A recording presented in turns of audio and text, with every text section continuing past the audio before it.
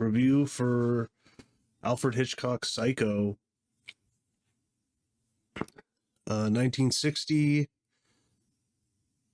So the summary: a Phoenix secretary embezzles $40,000 from her employer's client, goes on the run, checks into a remote hotel run by a young man under the domination of his mother.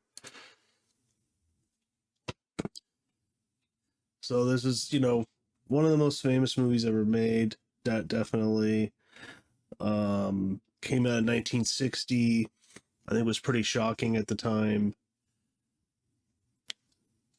It's by Alfred Hitchcock, one of the great directors that we've ever had, I would say. I'm a big fan of his. I do think this is probably my favorite of his. I mean, I like Vertigo. I like a number of his movies. I haven't watched all of his movies. He directed a lot of movies. I mean, his career goes back to I think he even did a few silent movies. I like Frenzy a lot. I was just watching I watched My Family Plot, wasn't that into it. But even a bad Hitchcock movie isn't that bad, really. Yeah, he had some unaccredited work. His first credited thing is called The Pleasure Garden, 1925.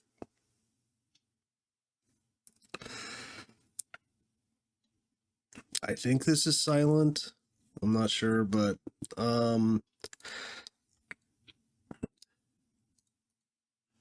yeah, Psycho, I mean, what is there more to say that anyone said?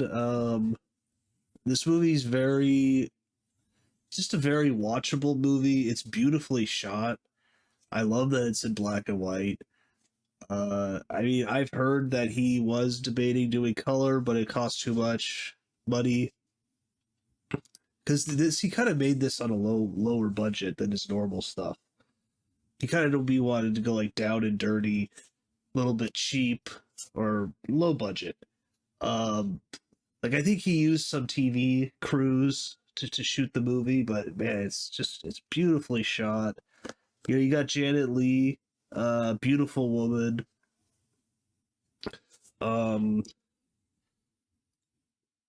Obviously, her daughter is Jamie Lee Curtis. I actually think she's like more attractive than I think Janet Leigh's more attractive than Jamie Lee Curtis. I mean, Jamie Lee Curtis is an attractive woman, but I think Janet Leigh's probably better looking. But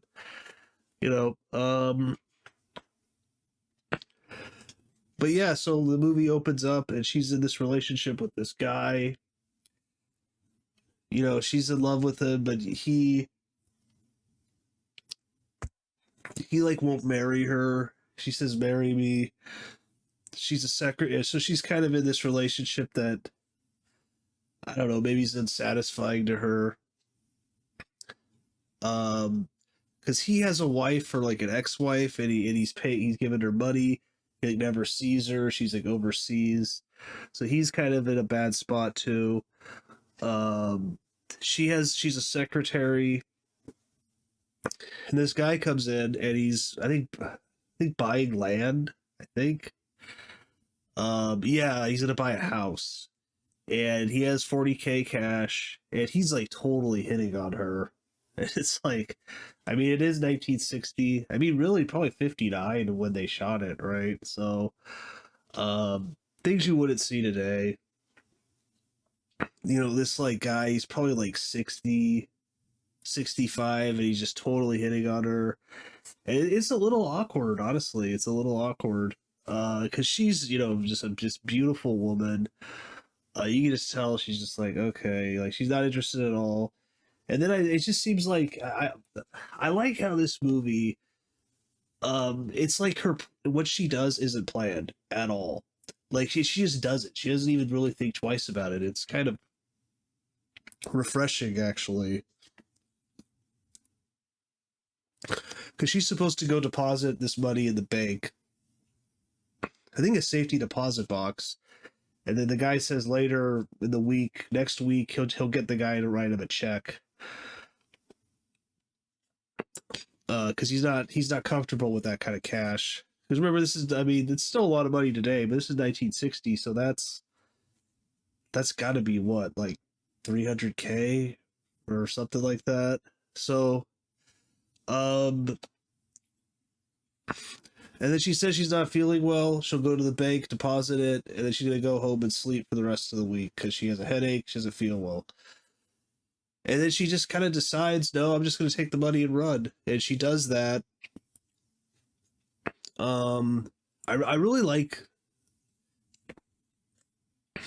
I don't know if I'd say the first half of the movie is better than the second half. To me, I think it is because I like Janet Leigh a lot. Um, well, I guess I'm getting into spoilers. The movie's pretty old, so if you haven't seen it, go check it out. Go watch Psycho. Very good movie. Go check out Alfred Hitchcock's other work. Vertigo's very good.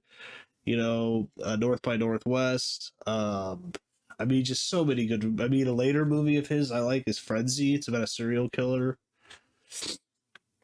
and this is about a serial killer too. He's done many good works.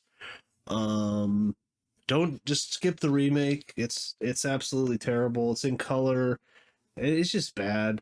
Vince Vaughn plays Anthony Perkins' character. I don't blame Vince Vaughn for how bad that movie is. And it is like a shot for shot remake, but it's like, what's the point? What's the point if you're going to do a shot for shot remake of a classic? And it doesn't even look as good. Like, it's like this is in black and white. At least that's like, I mean, I'll give him that's different. At least it's in color, but the movie's just terrible.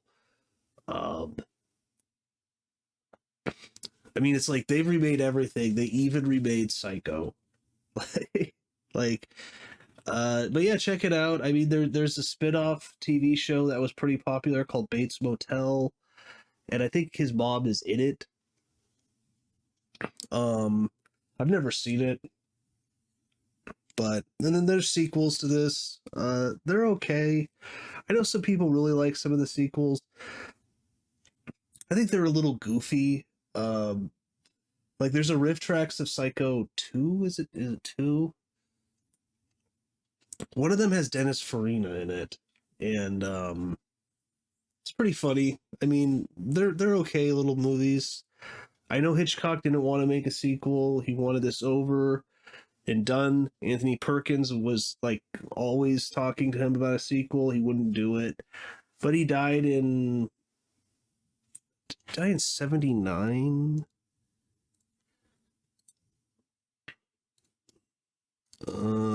80. Died in 1980.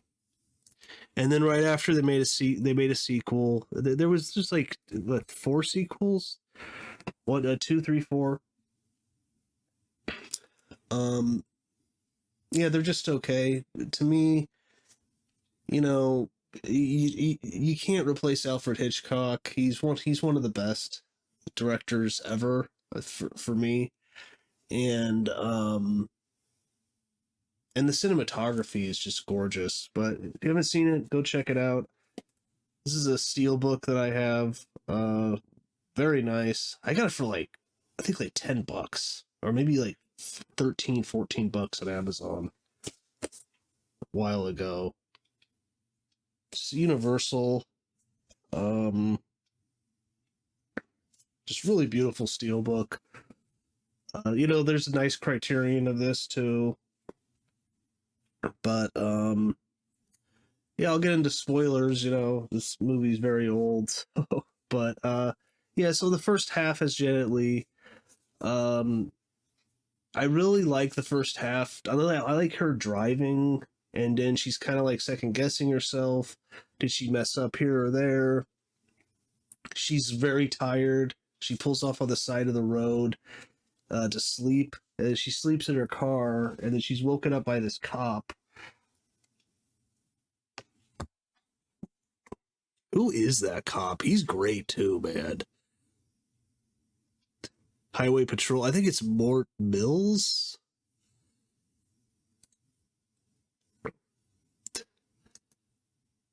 I don't know. I think that's him, but he's wearing these big sunglasses, so you can't really see his face. But I really like all that.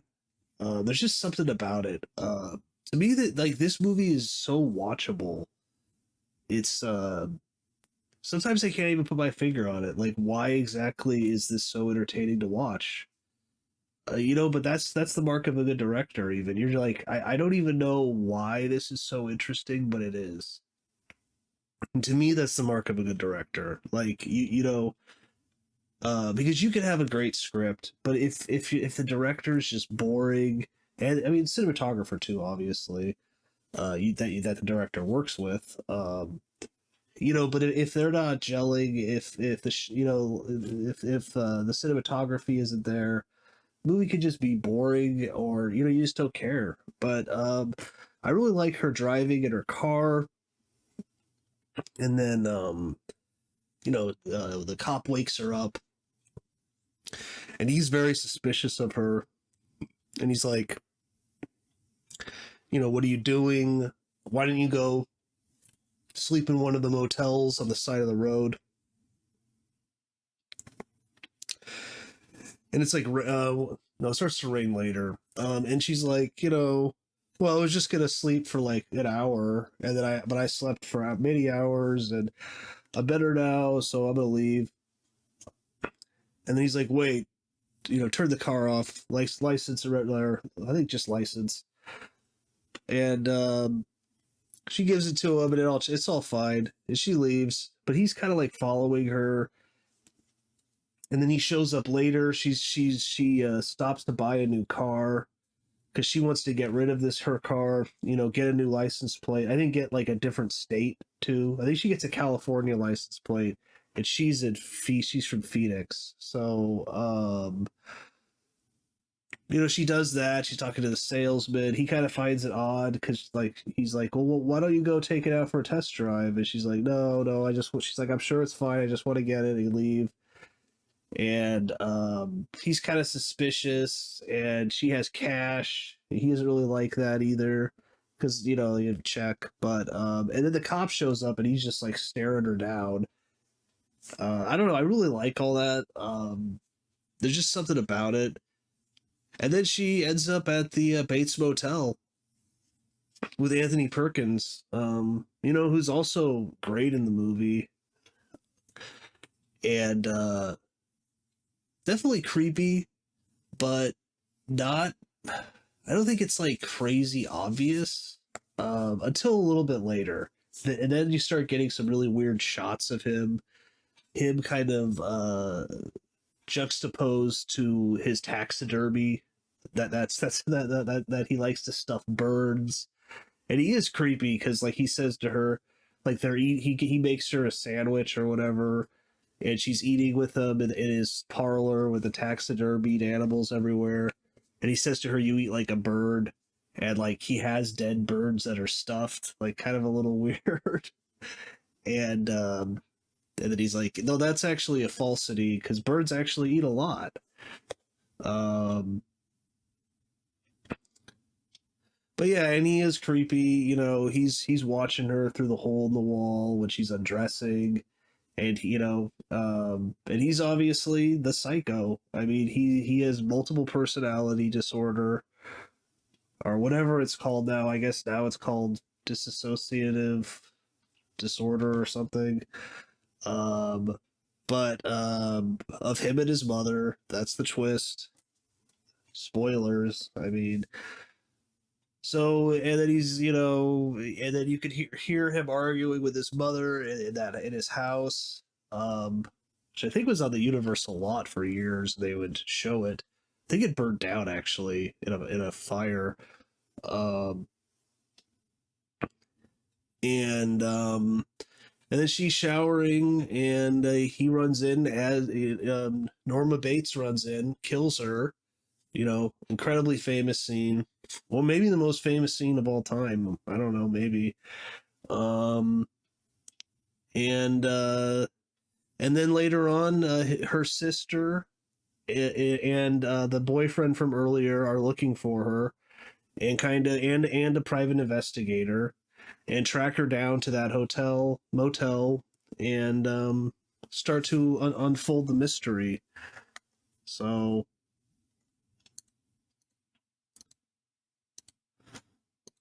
let's see. Yeah, so Roger Ebert gives it 4 out of 4 stars.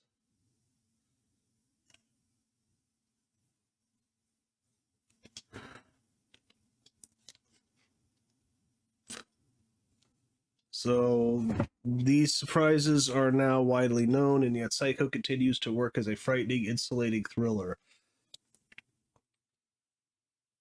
That's largely because of Hitchcock's artistry in 2 areas that are not so obvious.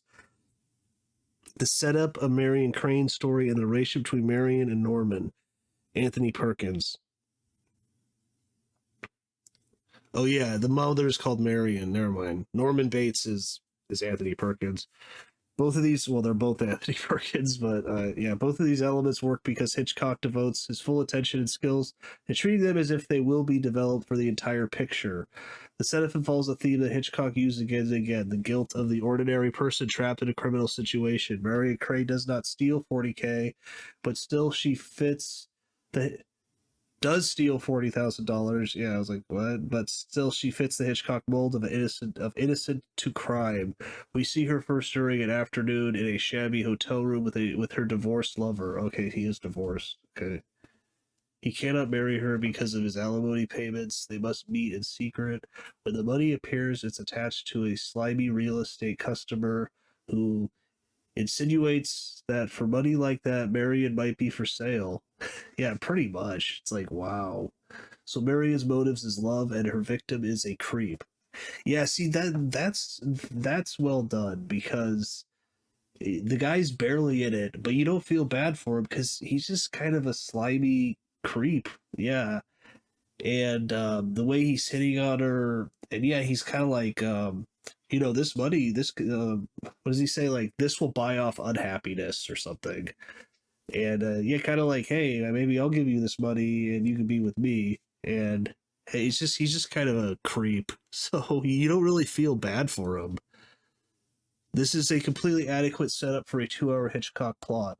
Never for a moment feels like material manufactured to mislead us. And as for Marion flees Phoenix on her way to Sam's hometown of Fairville, California, we get another favorite Hitchcock trademark: paranoia about the police. A highway patrolman, yeah, Mort Mills. Yeah, he's great. Wakes her from a roadside nap, questions her, and can almost see the envelope with the stolen money. She trades in her car for one of different plates.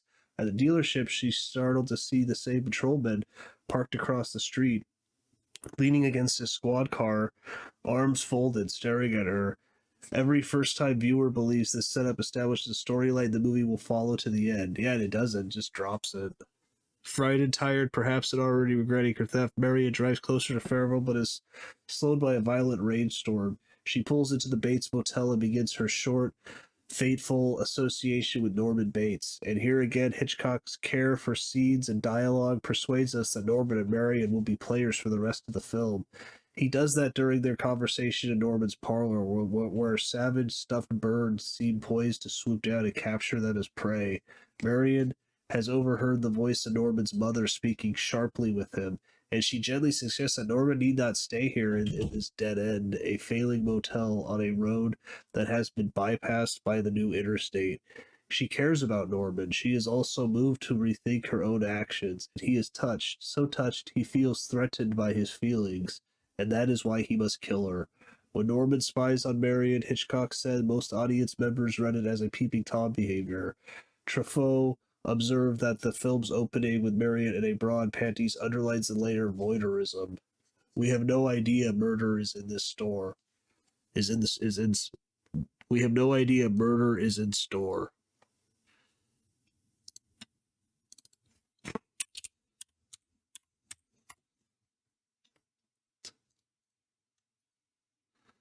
So, oh, he's Sir Alfred Hitchcock. When director Sir Alfred Hitchcock was so pleased with the score written by Bernard Herrmann, he doubled the composer's salary to 34,501. Hitchcock later said, 33% of the effect of Psycho was due to the music. It's probably true. Ironically, he was originally adamant that there should be no music in the shower scene, but was persuaded by his wife to give it a try. The screeching violin and dire strings were inspired music for Jaws.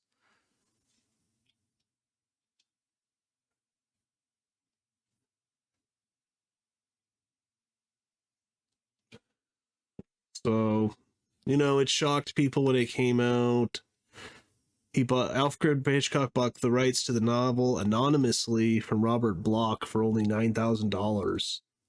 He then bought as many copies as he could to keep the ending a secret. Yeah, there's a movie called, I think, Hitch. It's about the making of this. It's okay. Uh, Walt Disney refused to allow Sir Alfred Hitchcock to film at Disneyland in the early 1960s because Hitchcock had made that disgusting movie Psycho.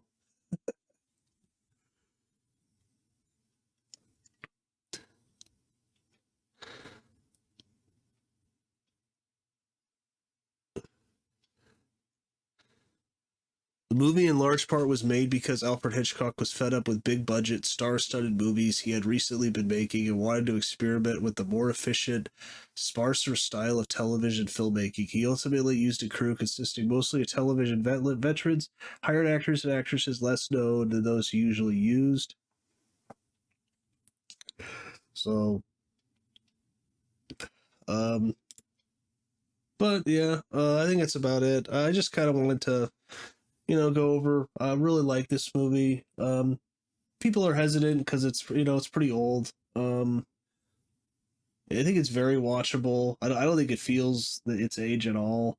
Um, yeah, it's a very interesting movie. So, Psycho, check it out.